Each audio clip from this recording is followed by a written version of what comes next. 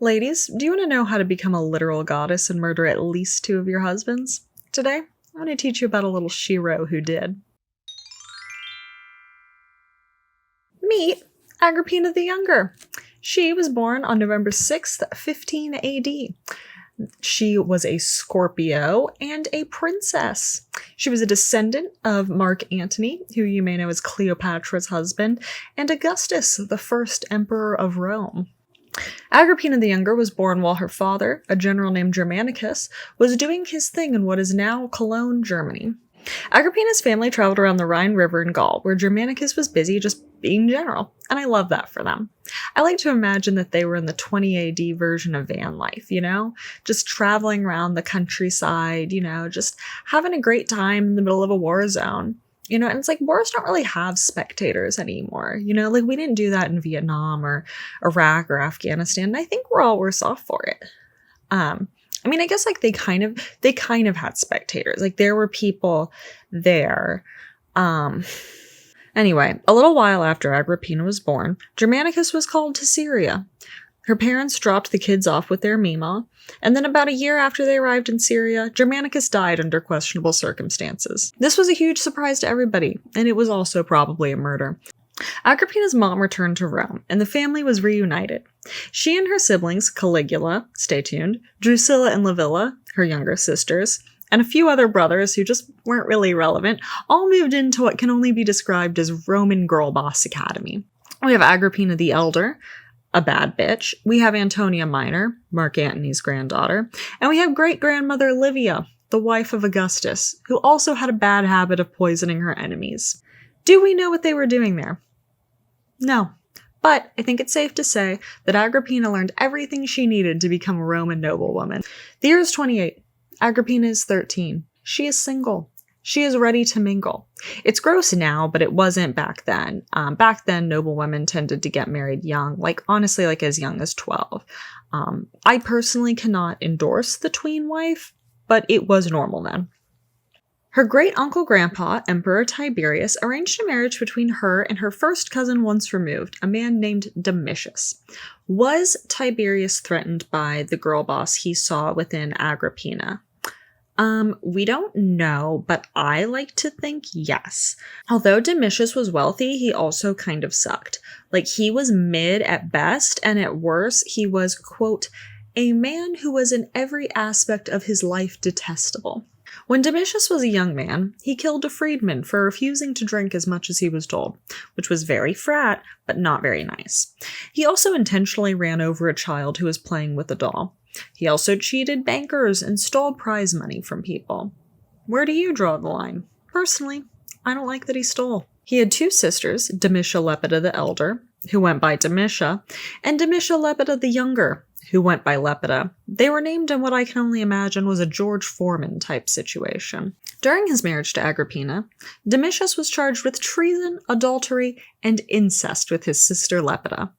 Tiberius ordered that he be executed. So he and Agrippina, who was then 22, doinked one last time, just for old time's sake.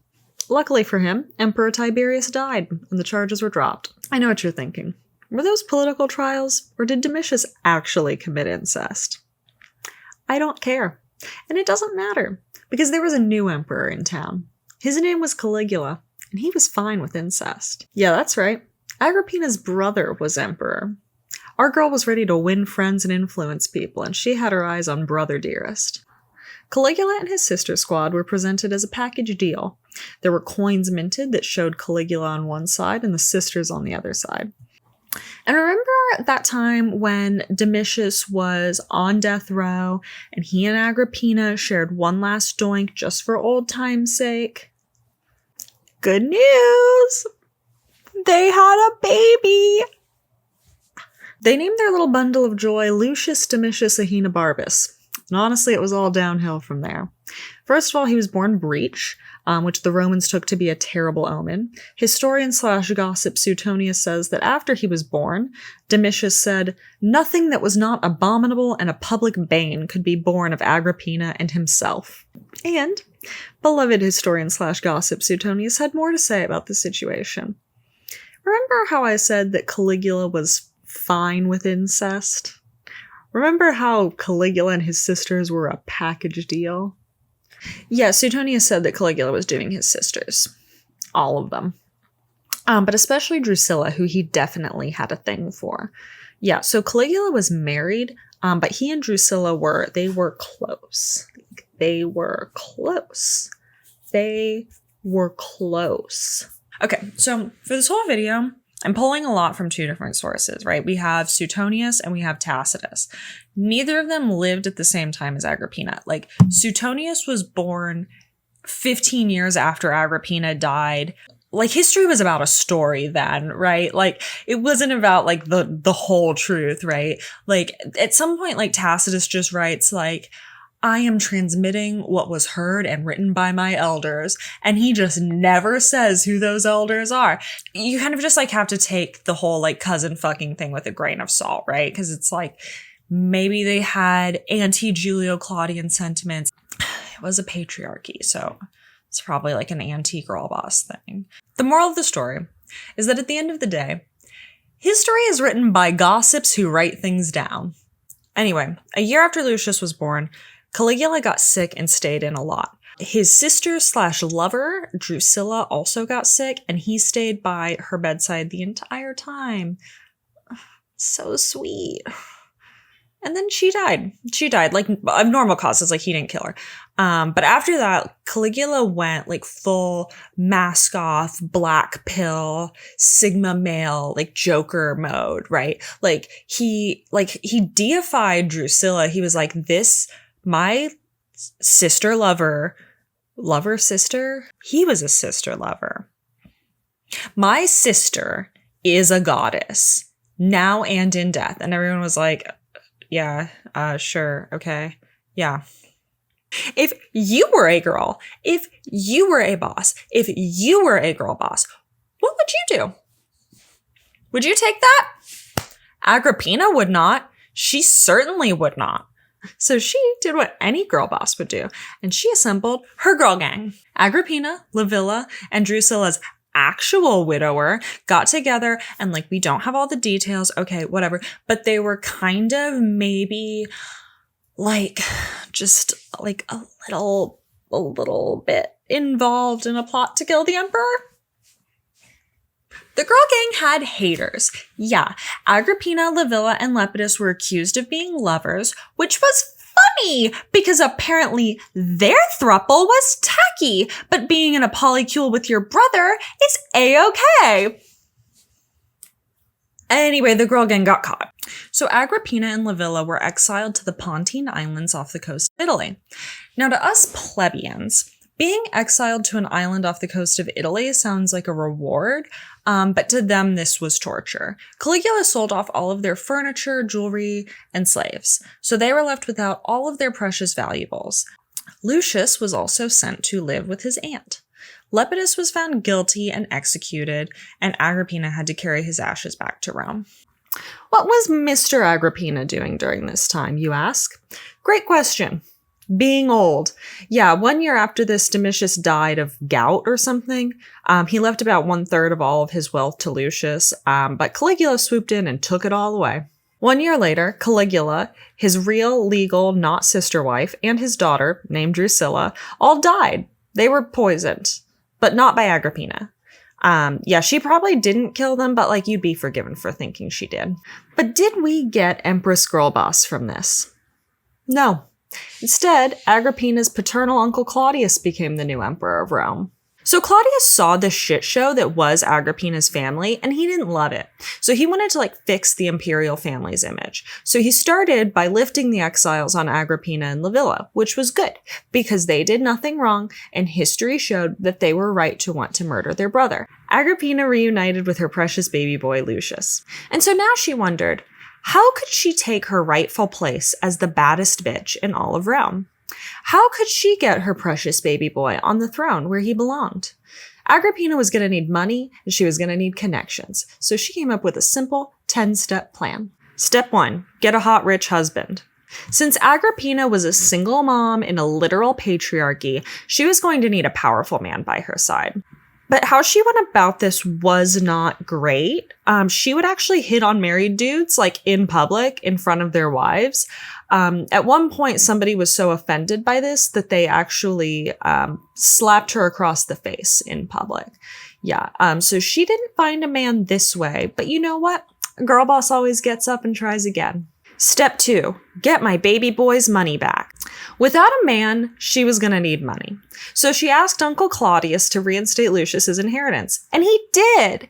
So then Lucius had money, which meant that Agrippina had money. Step 3, get a hot and rich husband. For real this time. So Uncle Claudius wanted Agrippina to stop throwing herself at married men and figured that if he found a married man for her, she could work on rehabilitating her image. So he called up his friend Crispus and had him divorce his wife, Domitia Lepida the Younger, who you may recall was her sister-in-law. And Crispus agreed. He was fine with making family reunions weird for the rest of his life. So Crispus wasn't a bad choice. He was well-respected, influential, and important, but he was also a little mid. And that's what you want. You want a guy who's good enough to be a husband, but he's not good enough to be a threat. And you want a guy who will fight a garbage truck for you. You want that.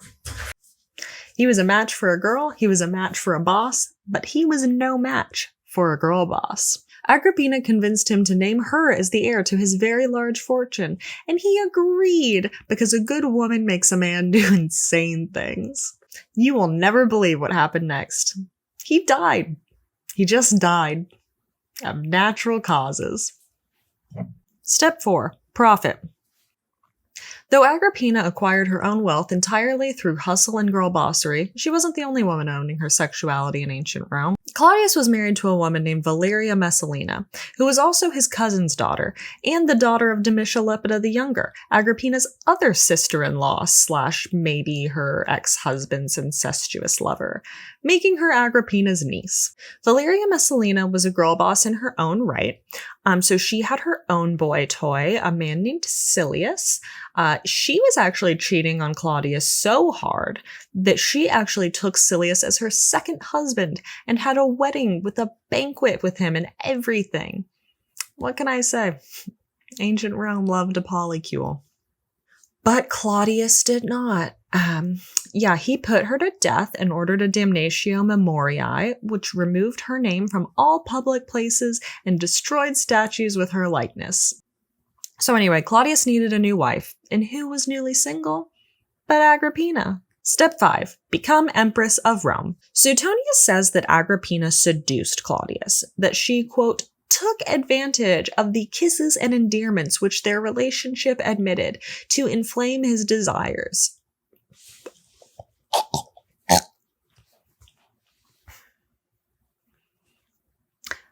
Ladies, do you ever get too caught up in the heat of kissing your uncle? But even if she didn't seduce him, Agrippina would have been an important symbol as Claudius's wife. Claudius was mostly known for being a fragile old man with a cheating ex-wife. Agrippina, on the other hand, had the bloodline of Augustus, the bloodline of still beloved Germanicus. And she was still young and fertile, so she could potentially provide him with perfect Julio-Claudian heirs. One teeny issue, uncle-niece marriage wasn't technically legal at the time, but true love always finds a way. So Claudius and his aides went to the Senate, and they were like, other countries allow uncle-niece marriages. Why don't we? And then the Senate was like, okay. Ladies, if your uncle says that he'll change the law so that you guys can be together, that is not romantic. Just say no. Now, a girl boss cannot plan her own wedding without destroying another one. Claudius had a 10-year-old daughter, Octavia, who was engaged to a man named Silanus. Silanus? Silanus. I think, looking back, it seems clear that Agrippina was an empath.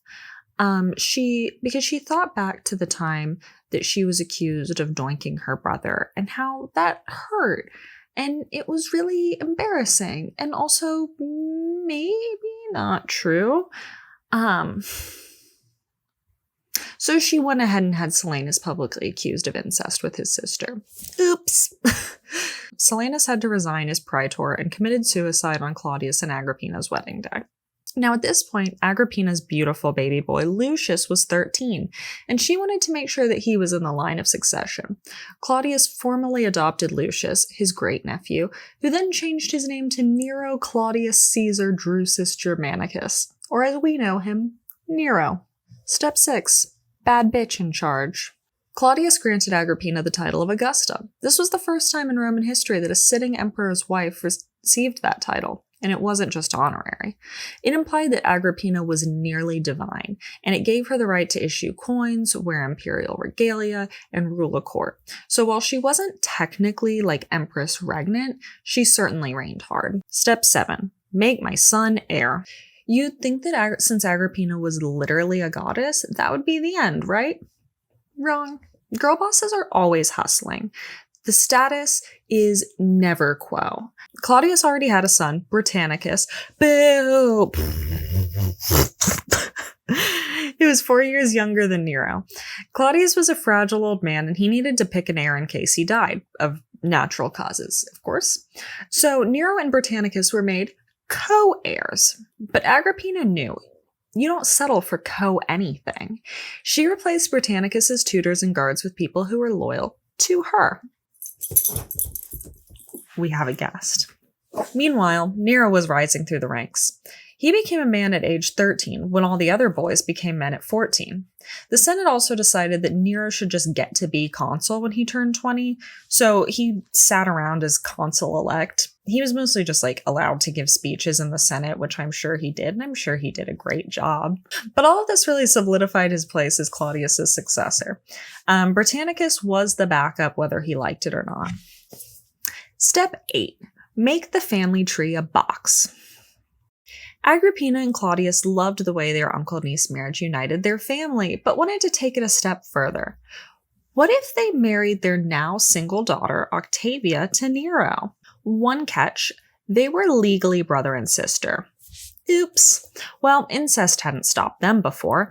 Claudius found another patrician family to adopt his daughter so the kids could officially marry, and they did when Nero was 16 and Octavia was 13. So their families were doubly united.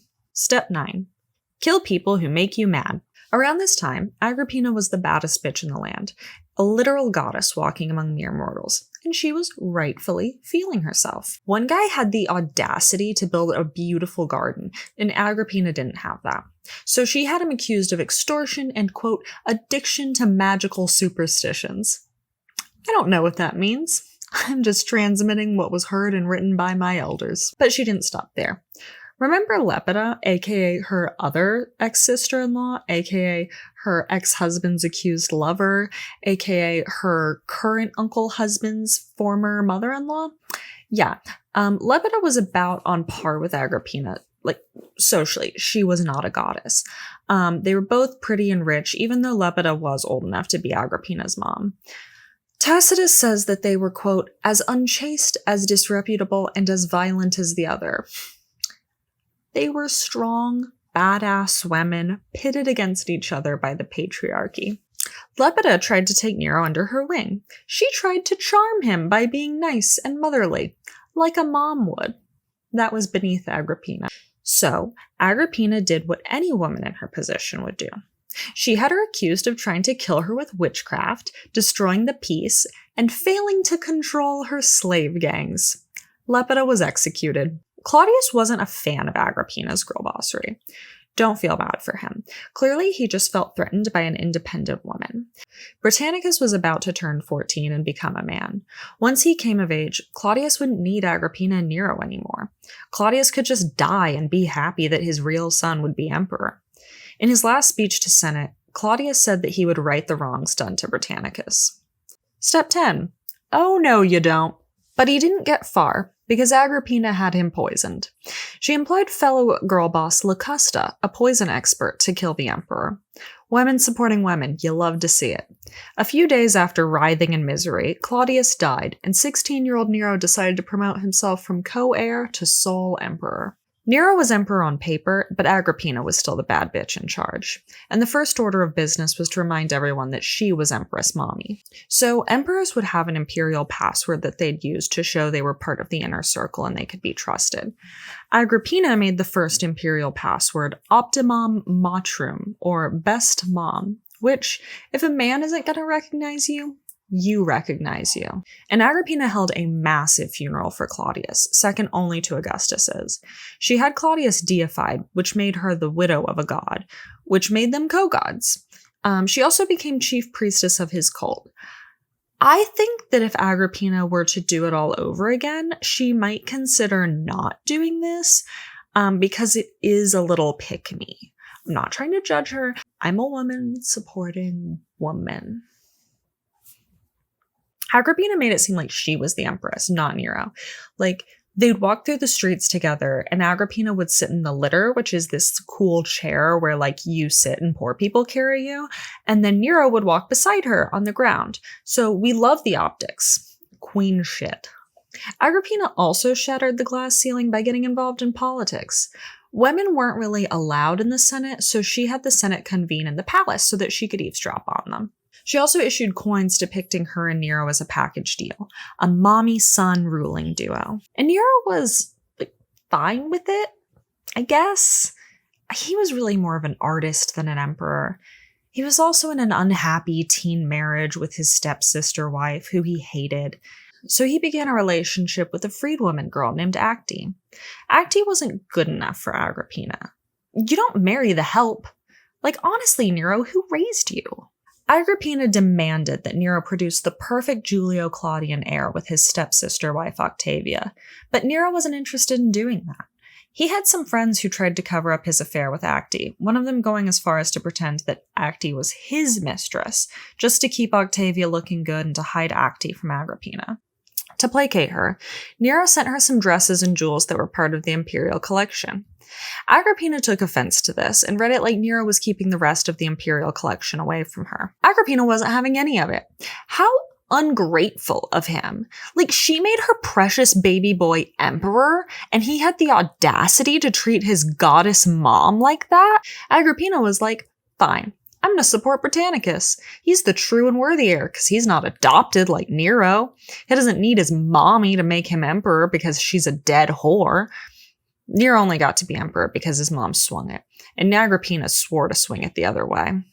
Nero tried to undermine Britannicus. At one Saturnalia party, which is sort of like Roman Christmas, but they hadn't found God yet, Nero chose Britannicus to sing a song in an effort to humiliate him. Instead, Britannicus sang a sad poem that he presumably wrote about how he'd been cast aside in favor of Nero. And apparently this made people feel bad for him. Neither Suetonius nor Tacitus described this sad little poem as cringe. Nero decided that Britannicus had to go. He met with Locusta, who you'll recall was the famous poisoneress who killed Claudius. The first dose of poison only made Britannicus sick, so Nero tried again and had him poisoned over dinner. And it worked. He died immediately and dramatically. Nero tried to play it off like he hadn't murdered him, like Britannicus just developed epilepsy all of a sudden. Then immediately after, he had him cremated and buried in a low-key funeral. Agrippina was pissed. With Britannicus's death, she lost her leverage over Nero, and she feared that Nero wouldn't hesitate to kill her too. Agrippina decided to keep acting like empress and keep acting like nothing was wrong. She cozied up to Nero's wife Octavia, to her rich friends, and to the military. Nero wasn't having any of it. He was tired of his mom's shit. He banished her from the palace and moved her into one of her homes in the country. He also took away her fancy jewels and prized possessions, which she'd earned fair and square. He also sent people to bother her. Like, people would come and yell at her in the streets when she's just minding her own business. She would come visit Rome and they'd hit her with frivolous lawsuits. And it's like, what crime did she commit? Being a woman? Weirdly enough, despite the unwanted bullying, their relationship actually cooled off during this time. Tacitus says that no one really visited Agrippina except for one of her longtime friends, Junia Silana. Silana's sister was once married to Caligula, so they had that almost Eskimo sister thing going. Silana was also once married to a man named Silius, who you may remember as being in the bigamist marriage with Messalina, Claudius's ex-wife. I don't really know how old Solana was, but I think she was probably older than Agrippina, and Agrippina was around 41 at that point. And though she was 41 and exiled, Agrippina refused to stop running her mouth. Solana wanted to marry a younger nobleman named Sextius Africanus. Agrippina told him not to because Solana was, quote, of an uncertain age and had no morals, which is projection if I've ever heard it. And also, like, what is she even trying to say about her? Like, that she's an eggless whore? Like, it's not even like Agrippina wanted to marry him. I think she just didn't want her friend to be happy. I want to believe that this was a girl boss move where women support women, and Agrippina, our brave and intrepid heroine, just didn't want to see Solana exploited by some strapping young noble buck. But Solana didn't see it that way. She thought that Agrippina was being a bitter bitch. So then Solana pulled this girl boss move of her own. She got some of her friends to start a rumor that Agrippina was trying to sow the seeds of revolution with one of Nero's rivals. And she passed that rumor through the grapevine to Domitia, Agrippina's ex-sister-in-law. You may recall that Agrippina was married to Domitia's brother, Domitius, and Agrippina stole her husband, Crispus, and murdered him. They were not on the best of terms. They passed this info to Nero via an actor named Paris. One night after dinner, Paris did his silly little routine and then told Nero in detail and totally seriously about the plot. Nero decided that his mom had to go. He took off and went to Agrippina's house. He and his crew read off all the accusations to Agrippina. Agrippina responded, and I am paraphrasing here, but it's good. I'm not surprised that Solana, who is old and childless, doesn't understand a mother's heart. Parents don't just change their children like a wanton changes her adulterers. Oh yeah, let's just make Nero hate his mom? And of course Domitia's in on it. She's full of shit. While I was preparing Nero for the throne, what was she doing? And now my sweet baby boy has to decide if I'm guilty? Like, she went off. Everyone was touched. And then she wanted to talk to her sweet baby boy in private. And in private, she was like, I will fucking kill everyone who made this shit up. And Agrippina walked out on top. Solana was exiled. Domitia wasn't punished, but Agrippina was right. She was full of shit. Domitia died a year later of extreme constipation. Nero had the audacity to find love again. I know. Rude. He was in his late teens and looking to settle down with a woman who was not his wife. And he found a lovely lady named Poppaea Sabina. Like him, she was also married. She was also 8 years older than him. Agrippina wasn't a fan. Nero and Octavia still hadn't made perfect, beautiful Julio-Claudian babies, and Agrippina was getting grandbaby fever. Tacitus also says that Agrippina couldn't stand the idea of him being married to someone who didn't hate him. I'm sure like this whole time, like somebody's been yelling at the screen like, when are you going to talk about the mommy-son incest? Like, okay, fine, now. Tacitus also claims that Nero and Agrippina had a sexual relationship. He claims that Nero would get a little day drunk and Agrippina would, quote, present herself coquettishly dressed and prepared for incest. Yucky. Acte, Nero's old paramour, claimed that the incest was common knowledge and that Agrippina bragged about it. One source says that Nero was the one who wanted to fuck his mom, but Tacitus claims that Agrippina was the Jezebel, or I guess in this case, the Jocasta. Tacitus is just transmitting what was heard and written by his elders. So anyway, Nero wanted to marry Poppaea and presumably not fuck his mom. But Agrippina wasn't about to let that happen. Wow, sorry everyone. I'm back. I look different. I have less hair. Got a haircut. It's kind of cool. Kind of different, kind of fresh, kind of fun, kind of flirty. So anyway, Nero wanted to marry Poppaea and presumably not fuck his mom, but Agrippina wasn't about to let that happen. Nero stopped meeting with Agrippina privately, the old Mike Pence method, and then he decided that she was a succubus and should die. But he wasn't sure how. Poison felt appropriate, but Nero worried that if he killed Mommy Dearest at the dinner table, it would make Britannicus's already suspicious death look suspiciouser. And also, been there, done that. Derivative. Nero was an artist, not a poser. And also, Agrippina had killed a bunch of people. She was on edge. Rumor had it she took poison antidotes on the regular, just in case. He also, worried that a stabbing wouldn't work, like her hateful MILF body would just deflect the blade or something. So he came up with some pretty big brain ideas. Some real Wile E. Coyote shit. He designed a bed that was rigged to drop from the ceiling while she was asleep. Didn't work. He also had this co-genius, his childhood friend Anicetus, a freedman. Agrippina hated Anicetus, and Anicetus hated Agrippina. Anicetus had a galaxy brain idea. What if they built a ship that was rigged to sink? Okay, so it sounds stupid, but hear me out. First of all, no one expects a self-destructing ship. Second of all, no one's possibly going to expect murder. Like, if the Titanic was a murder, we have no idea. Like, maybe it was. Like, even James Cameron went down there and he couldn't figure it out. And if he couldn't figure it out, it's like... And then third, it's like, it just gives the best, like, plausible deniability. Like, literally everyone wins. Like, okay, yeah, Agrippina dies. But she might get a little temple devoted to her, huh? Yeah. Nero gets to be sad. He gets to be like, oh, my mom died. Oh, bummer. But then everyone's like, oh, we feel so bad for you. Like, keeping emperor. Like, everyone wins. So Nero is in. The date? March 23rd, 59 AD. The location? The Festival of Minerva at Baiae. I don't know how to pronounce this. I took Latin, like, probably 12 years ago at this point. So I'm doing my best. I'm doing my best with what I remember. Roman mythology stands will note that Minerva is the goddess of justice, strategic war, and poetry. And what's wild is that she went, right? Like, she went. Like, she RSVP'd. She was like, yes, I will be there. Like, she considered, like, should I go and support my son's little thing? Why not? It's not like he's done anything right before anyway. But Agrippina was a bad bitch, so she rode to the festival in style. If you're gonna die, you might as well let the poorest carry you to hell. Nero invited her to the dinner feast, where he seated her above himself. That's what an empress goddess mommy deserves. And things were going great. He gave her some deep, deep hugs. You know, he kissed her breasts. Just things you do when you're seeing mommy one last time. And then Agrippina got on the boat. She had her two buddies with her, who she definitely didn't tell about the murder plot ahead of time. And one of those was a woman named Acerronia. Acerronia was so thrilled that Nero was a sorry little boy and Agrippina was going to be back on top. And Agrippina was like, yeah, that's what's happening here. And then the ship exploded. There were a few people who knew what was going on, but most of them were confused. And there was chaos on the ship. The ship wasn't even foobar.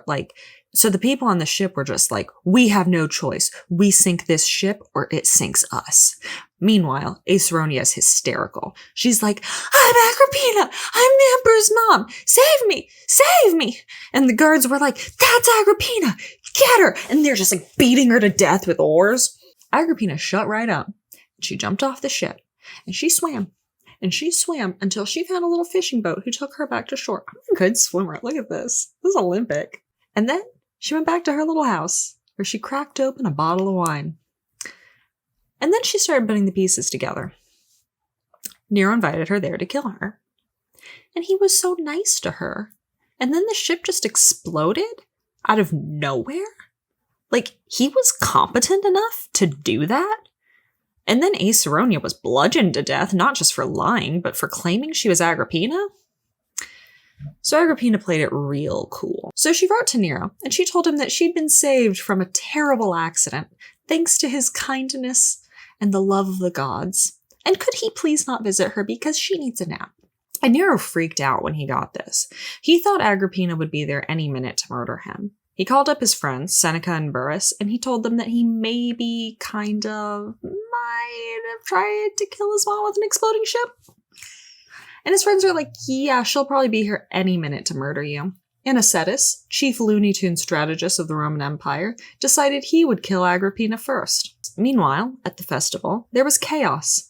A lot of people thought Agrippina was missing since her body was never recovered. And yeah, they realized Acerronia was a liar. And then they realized she just went home. And there, she was simply vibing.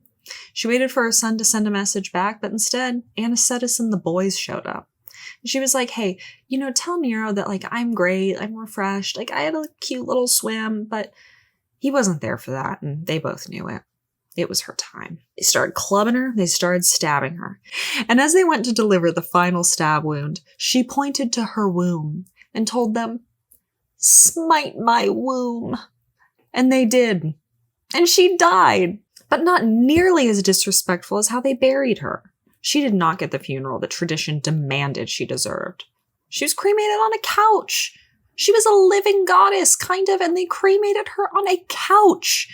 And they never closed her grave during Nero's reign. I don't know, maybe you just wanted to walk in there and just squeep, squeep. I don't know. And Nero slandered her.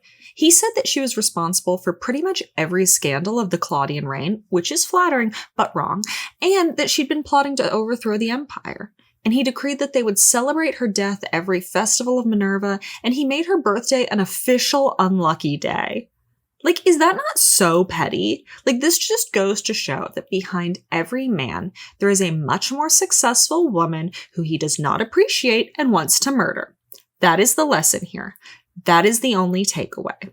Suetonius said that Nero was haunted by his mother's ghost through the rest of his days, and he even tried to summon her ghost on separate occasions to make amends. Did it work? Probably not. The poet Dante, who you may know from Dante's Inferno, puts Nero in like 3 separate circles of hell and never mentions Agrippina, which I think means she's in heaven. So here's the deal. I'm not going to pit women against women, but I am going to judge Agrippina based on a complex girl boss criteria that I came up with. And if you have a problem with that, you're just going to have to take it up with God. First, her fempire. A girl boss is not a boss without a domain to rule over. Agrippina's fempire was the Roman Empire. This spanned most of Western Europe and the Mediterranean. I'm going to give it 5 out of 5 stars. Second, did she break the glass ceiling? Did she break barriers? Yes. She was girl bossing when girls weren't allowed to boss. She was the first Augusta who was both alive and married to a current emperor. Her great Mima Livia was only made Augusta after Augustus's death. However, she was not brave enough to claim the title of Empress Regnant, so I cannot give her the full 5 stars. 4 out of 5 stars. I'm sorry. I know. I'm sorry. Third, displays leadership. Leadership. So she did not get to rule directly, which is again going to be a ding. Truthfully, I'm not actually sure she led anything, but I think she had moxie, I think she had gumption, and I think she had that it factor. So I'm going to give her 3 out of 5 stars. Fourth, did she close the pay gap? Agrippina didn't own her finances, and there were times that she was broke. However, she was quite rich for those days, and she did really hustle for a lot of that money. I think personally, I would have liked to see her hustle a little bit harder, and I would have liked to see her fight for the bag. I think that if she had murdered the people who tried to take her money or her son's money, I probably would give her more stars, but instead I can only give her 3 out of 5 stars. I know, I'm sorry, I know. I still love her. Okay, now 5th, style. Now, this one's a bit harder to judge, but I get the vibe that she was an icon by virtue of being a literal goddess. Being a goddess is pretty stylish. However, when I look at her aesthetic, I'm not seeing her doing anything different with her look, with her vibe. Like, I'm not seeing her influencing any particular, famous actresses or like celebrities. Like, I'm not seeing the longevity. I'm not seeing her little fingerprint, right? So she's going to get 4 out of 5 stars. Last, but certainly not least, slay. Did she kill anyone? Like, literally kill anyone? Yes! Oh my God, she slayed. Okay, so she killed Crispus, her second husband. She killed Lucius Silanus, her stepdaughter Octavia's fiance. You will remember that she slandered him into offing himself. Same year, she killed Britannicus's tutor. A few years later, she killed that guy who had the gardens that she wanted. And she killed Emperor Claudius. She killed an emperor. Oh my God, you cannot slay harder than that. You cannot slay harder than killing an emperor. I'm sorry, you can't. That is regicide. That is slay. And then she also killed like 3 other nobodies. But like when I looked it up, I was like, I don't know or care who you are. Sorry. So I'm going to have to give this a 5 out of 5 stars. Yes, queen slay. So that gives us a final score of 24 out of 30. I don't know. I changed some of these from when I wrote them. Oh, sorry. But it's a respectable score indeed. This is my first video. Maybe it'll suck. Maybe who cares? Like, but if you're like, hey, this was a decent start, hit the like button. And if you're like, I want to be here for one that's maybe less bad than this, hit subscribe. Cool. And you know, I did think it would be funny if I was just like, this video was brought to you by my patrons.